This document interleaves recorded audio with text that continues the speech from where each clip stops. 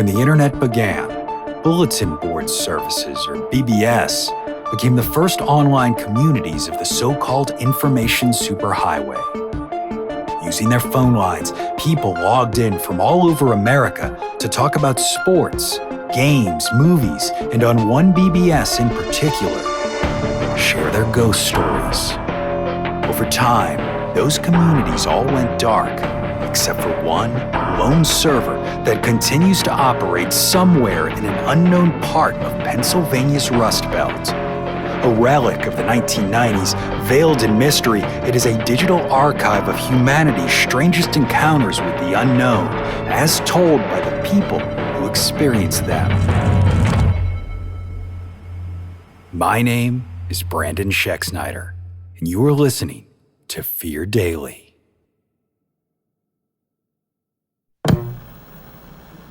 Subject: News of the World.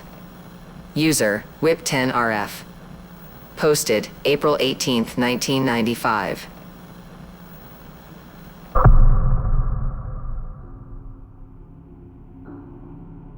In 1979, the newspapers here in Harrisburg started talking about the solar maximum. It is, they say, a period of increased activity from the sun for reasons only the sun, scientists, and, if I'm correct, roughly half the newspapermen writing about it understand. Given that the sun and its machinations are even further beyond my sphere of influence than whatever slick-haired weasel happens to be occupying the White House, I read articles about them and worked on immediately forgetting everything afterward. Do not concern yourself with things you cannot change is my motto, and it served me well. There was, however, an incident in February of the following year, 1980, that I can't help but think may have been tied to this predicted unrest in the stars and which challenged my ability to separate myself from the trouble of the world.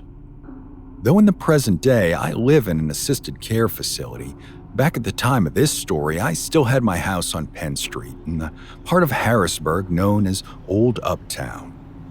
I was an insurance adjuster then, and my workday ended at 5:30 sharp, followed by a drink downtown, after which I'd come home to make myself dinner. There are those who say cooking is a feminine trait, one which debases the very manhood of any male who should do it for themselves, to which I say, bullshit.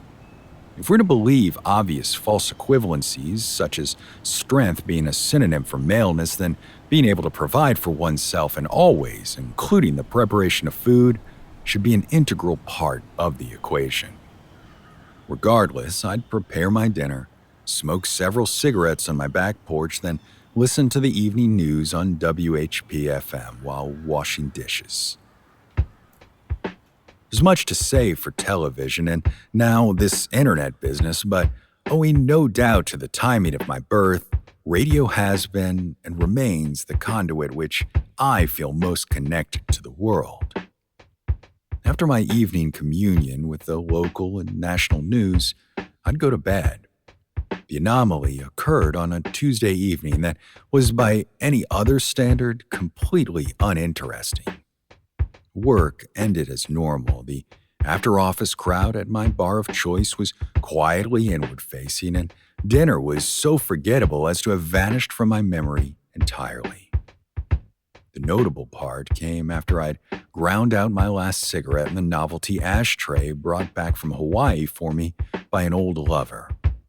Her name I remember quite fine, and that knowledge shall always remain between the two of us. In the kitchen, I snapped on the red Bakelite radio I kept on the counter and turned on the sink's hot water tap. Before the news broadcast again, there was a great deal of static, so much so I wondered if I hadn't jostled the tuner by accident. Gradually, the white noise faded enough to hear the beginning of the newscast's signature tritone opening. The newscaster's voice was unfamiliar to me, not belonging to the main anchor or any of his usual fill-ins. Instead, this man's voice sounded choked, as if he was desperately clinging to his last shreds of composure. I strained to listen, the steaming faucet in front of me continuing to fill the basin. scientists still do not understand what has triggered this global cataclysm. We are rapidly coming to understand we may never know.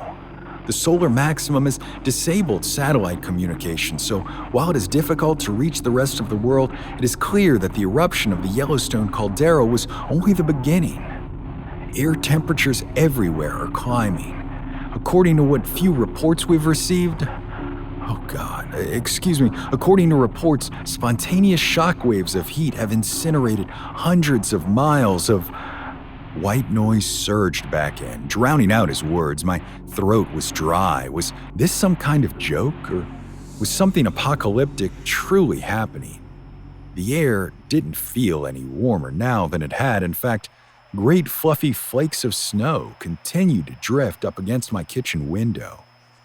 Before I could ponder this further, the static receded. Continues to grow, having now also consumed the tribal regions surrounding Al Alamond. If you can hear this, seek shelter. Help is not coming. I repeat, seek shelter with your loved ones. Help is not coming. May God have Static again. So loud I had to turn the radio's volume down.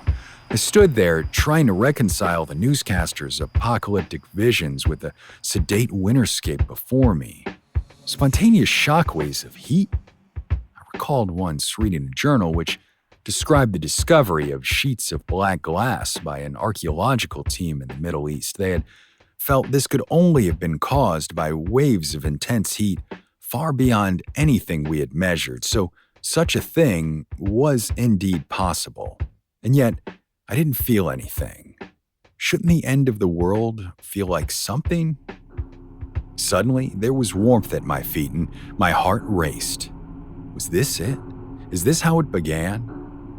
For a moment, I lost myself to panic, only to realize the heat's origin was far more mundane. I had been so lost in thought that the kitchen sink had filled to overflowing. I cursed myself and turned off the tap. This was a crisis I could control, I thought, and I fetched the mop and bucket. Once order had been restored, I dialed the radio's volume back up right in the middle of the evening sports recap. The voice of the anchor was no longer the desperate stranger who had listed off the horrors of a world at its end, but the usual weekday newsman. He drolly listed off the victors of various regional hockey tournaments before throwing to an ad for a local mechanic shop. I continued listening for hours, never again hearing the broken man's voice. At work the following day, I described some of the broadcast to others around the office, receiving only confused looks in response. They were all of the same mind that I had been the victim of some well-executed prank. For proof, they pointed to the doomed nation of Al Alamond, a place they asserted did not exist, either in real life or fiction. In time, I came to think the same, and yet I sit here now in the year 1998, in a world that is warmer than it was, and by all accounts will only continue in this fashion. I'm left to wonder whether that night in 1980 was truly the work of pranksters or a window granted by the unfathomable workings of the sun into a world not unlike ours, a world which has ceased to be.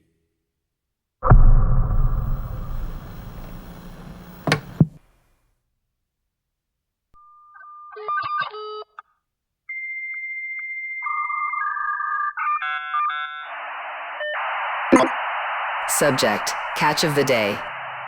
User, ATL00328.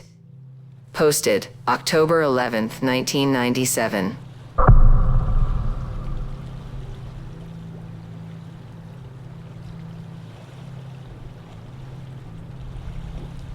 In 1979, Georgia Power flooded the area that would become Lake Oconee, and in 1982, I started fishing it. The shoreline was wild back then, and not so many folks were keen on pushing through it to get to the water. A whole day could go past without the sound of a single motor. When the light was low, you had to watch where you were going in case one of the downed trees that had worked itself up from the bottom thumped into your bow. I never had much trouble that way, but I remember the time Kenny Thompson got swamped when one of them rocketed up from beneath and flipped him right over. Underneath the water, so many bass flowed through the bushes and grass beds that you could just about get as many with a kind invitation as with a lure. And if you used a lure, brother, you were going home with as many fish as old Joe Frank allowed. As time passed and more people started using the lake, my boat got lighter and lighter on the homeward trip. There was some talk about it being an old Native American curse, especially after some folks pulled in bass that were just about white all the way through. The curse talk came from the fact that back before Georgia Power flooded the valley, the University of Georgia found the Cane Island site out by Long Shoals. My brother Eddie works over there and told me about some of it, that the evidence they found proves Native Americans were living along this part of the Oconee 10,000 years ago. From what I understand, they were a farming people and not in the habit of bothering anyone. If any of them were in the business of cursing, I assume it was the kind we all do when one of these tourists rip around in their powerboat, scaring the fish as opposed to the long-term variety. No, the fact of the matter is, the more people fish a spot, the fewer fish there are going to be. I'm no genius, but that just seems like simple math to me. That's not to say there isn't something wrong with the water, it's just not the thing everyone thinks it is. I know because I've seen it. One of the best times to fish for bass is during the shad spawn. For bass, spawning shad are like those Pringles chips. Once they pop, they can't stop. So your best bet is to park yourself in the rocks closet to deep water, where shad like to hang out. The third component to success in this kind of bass fishing, in addition to the shad and the rocks, is shade. And so, one early morning a couple weeks back, I found myself out on the Oconee fishing the riprap around a bridge abutment. A slow, steady retrieve is the key to a bass's heart, so I was sitting back, quietly reeling in my spinnerbait and enjoying the gentle bob of the water. If you can hit the lake early enough, you start to feel like you're outside of time, like those Cane Island folks might just be around the bend, tending their crops and roasting their corn. The lure was out of the rocks by now, drifting in a section of deep water, and I was so lost in thought it took me a few seconds to notice the tug on my line. A second after that, and the line jumped out further into the center of the lake by a good foot, then two, the real worry. My spinnerbait was completely out of sight, dragged down into the murk. No matter how hard I gripped the crank, it refused to move back towards me, so I focused on not letting it out any further. Everything to this point had been instinctual, but as I fought like hell to keep my now guitar string taut line from running away, a thought occurred to me. This is one hell of a fish. With that, the line went slack and I was able to start reeling it in again. Leaning back in my seat, I let out a breath I didn't realize I'd been holding. That particular spinnerbait had been one of my favorites, but there were plenty more in the tackle box. I was idly wondering which I'd drop next when the slack on the line was taken up again, this time pulling so hard the rod was yanked clean out of my hands. A brand new Shimano reel on a custom Loomis rod dragged down under the water and out of sight. A lifetime of fishing, and never once had anything fought me so hard and snatched the goddamn rod from my hands. I was so mad I could spit, staring dumbly at the surface of the water. To add insult to injury, the ripples had almost smoothed out completely, as if the whole thing hadn't happened. Well, I thought, may as well head back. All the tackle in the world isn't worth jack shit without a rod to cast it with, and I'm not going to be seeing that one again. My hand had only just touched the throttle when the universe, deciding to play yet another grand joke on me, proved me wrong. Over by the riprap, where the shad were skittering around, I saw bubbles rising to the surface, sort of like when a scuba diver is about to surface. Had I hooked a goddamn skin diver? If so, how stupid do you have to be to see a fishing boat above you and not know you need to give it a wide berth? Now that I had someone to be mad at, I couldn't wait for him to come up so I could give him a piece of my mind. What came out of that water was no scuba diver. I guess you could at least say it was in the shape of a man, but that's where the similarities between me and it ended. The thing that walked slowly up out of the water was pale, sort of a yellow-white color with what looked like a network of spidery blue veins beneath the skin. Its head was bald. In fact, it had no features on its leathery body at all, except for what looked like thick, stiff webbing around its upper back and shoulders. When it turned around, I got to see the punchline God had cooked up for me. There, in its cheek, was the protruding hook of my spinnerbait. The silvery fishing line extended from it, running down its body into the water below. The creature was too far away for me to see its eyes in detail, but in my bones, I knew it was looking right at me. With slow, deliberate movements, the pale fish man thing reached one spindly webbed hand up to its mouth and carefully began to work the lure loose. Rivulets of black liquid, blood maybe, ran down its chin, dripping into the lake water below. Not once did its gaze waver during the entire process, making sure I watched every second of its ordeal. I swear it was like a combination of America's Funniest Home Videos and that alien autopsy video. Once the silver spinnerbait was out of his cheek, the pale creature pitched it back into the water, practically daring me to go find it. There wasn't a hope in hell I was going to get any closer to whatever the hell it was, so I finished saying an internal goodbye to my rod and reel and slowly nudged the throttle forward. The creature was clearly tracking my movements, its eyes locked on me until I made it around the bend and disappeared from its line of sight.